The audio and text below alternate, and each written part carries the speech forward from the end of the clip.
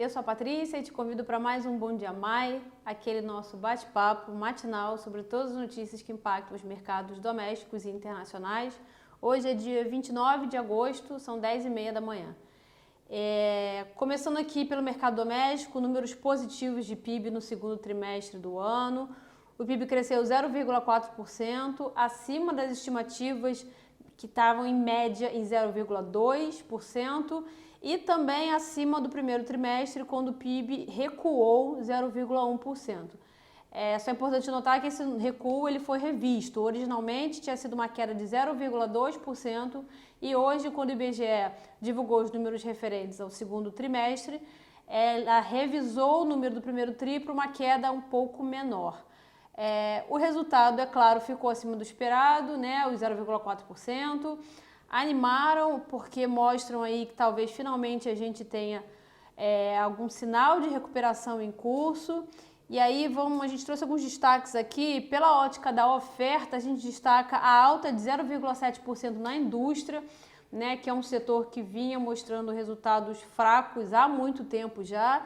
Inclusive no primeiro trimestre a indústria caiu 0,5%. Dentro da indústria a gente aponta a recuperação do setor de construção civil, que é um setor que é muito intensivo em mão de obra, né? Ou seja, emprega bastante, e que depois de ter caído 0,5% no primeiro trimestre desse ano, ele subiu 1,9%, no segundo trimestre. Então, essa recuperação do setor, ela é importante, ela deve ajudar bastante aí para a diminuição do desemprego. Do ponto de vista da demanda, o investimento é que surpreende, com alta de 3,2%, depois de uma queda de 1,2% no trimestre anterior, no primeiro trimestre do ano. O consumo das famílias manteve aí o ritmo do primeiro trimestre, crescendo 0,3%, e a gente destaca também o consumo do governo, que retraiu 1% depois de alta de 0,5% no primeiro trimestre. Já o consumo do governo, assim, ela não nos chama atenção, né, porque a gente sabe que o governo está em pleno ajuste fiscal, né, em retração mesmo de investimento, de despesa, e aí só fica bem nítido dos números do PIB de hoje.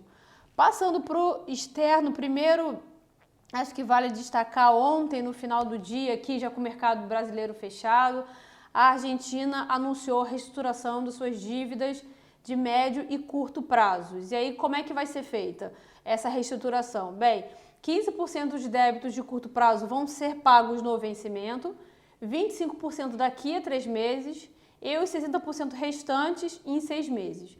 Além disso, o país também está renegociando a dívida com o FMI. Lembrar que a Argentina ela está passando por uma crise de liquidez bastante severa, né? Principalmente depois aí do resultado das primárias na Argentina, que mostraram que o presidente atual, Macri, dificilmente vai se reeleger, né? Ele é um candidato mais pró-mercado, de uma economia liberal, e aí o país sofreu bastante fuga de capital desde resultado das primárias. O câmbio sofreu bastante, o Banco Central argentino fez algumas intervenções desde as primárias, inclusive fez ontem de novo, e aí a expectativa mesmo é que, na medida que o governo possa postergar o pagamento de dívidas de curto e médio prazo, essas reservas podem ser usadas para outros fins e que também diminua a pressão no mercado cambial. Ainda no externo, agora, uma notícia positiva foi que ontem a China anunciou que não vai mais retaliar as últimas tarifações extras dos Estados Unidos. Então, só para fazer uma revisão curtinha, né, os Estados Unidos anunciaram mais uma nova rodada de tarifações agora com início em 1º de setembro. Na sexta-feira da semana passada, a China anunciou que também ia tarifar em 1º de setembro e agora ela vai contra esse anúncio, diz que não vai mais fazer, exatamente para criar um ambiente necessário para que as negociações avancem, né? Os Estados Unidos ainda não se manifestaram sobre esse recuo chinês e o que a gente tem notícia até então, dado que eles não se manifestaram, é que continua de pé as tarifações norte-americanas entrando em vigor agora em 1º de setembro. Ainda sobre os Estados Unidos, agora de manhã, um pouquinho depois da divulgação do nosso PIB brasileiro, saíram os números de revisão do PIB norte-americano, também no segundo trimestre. A dinâmica lá é um pouquinho diferente, porque eles têm uma primeira divulgação, depois uma revisão e depois um número final. Então, são 3 divulgações para o mesmo PIB, né? Para o mesmo PIB trimestral. A revisão lá foi de um recuo de 2,1%, originalmente anunciado para uma alta de 2%. São dados trimestrais anualizados, é a maneira como eles divulgam. E apesar desse ajuste em baixa, né, de 0,1%, era a expectativa do mercado, mas chama atenção a alta no consumo das famílias, de 4,3% para 4,7%, enquanto as projeções apontavam manutenção. E na ponta inversa, o núcleo de inflação ele reduziu-se de 1,8% para 1,7%. Então, assim, nessa abertura de número, ele mostra que o perfil não mudou muito, né? A gente vê uma fonte forte de consumo, né, no país ainda, mas não vê pressão inflacionária. Então, por exemplo, esse ambiente é muito propício para a Bolsa, né? E, de fato, a Bolsa Americana está reagindo bastante bem, porque a gente vê consumo sendo puxado, forte, mas sem impacto na inflação, ou seja, o Fed poderia manter aí a sua política de redução de juros. Os mercados, então, pegando um gancho, eles internacionalmente eles se beneficiam desse recuo chinês, né, dessa possibilidade aí de um trade war mais suave depois dessa iniciativa da China. É claro que os Estados Unidos precisam fazer algum movimento na mesma linha, né, e eles ainda não fizeram.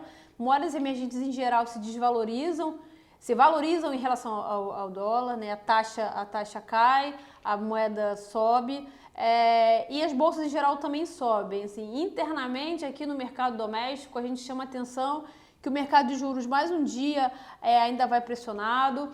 A gente acredita que tem sim um pouco de contágio da decisão da Argentina, principalmente quando a gente nota que a maioria das posições tomadas em juros, eles estão vindo do investidor externo, né? Então a gente sabe como é que funciona um pouco dessa dinâmica internacional. Ela é perversa no nosso caso, porque a gente está de fato com fundamentos domésticos bem amarrados, né, no sentido mesmo de um ajuste interno, país em plena contenção fiscal, inflação baixa, juros em queda, e aí a gente vê que num ambiente desse de um vizinho próximo anuncia que não tem condição de fazer pagamento de médio e curto prazo, invariavelmente o investidor externo coloca todo mundo ali na mesma situação e acaba também ficando um pouco menos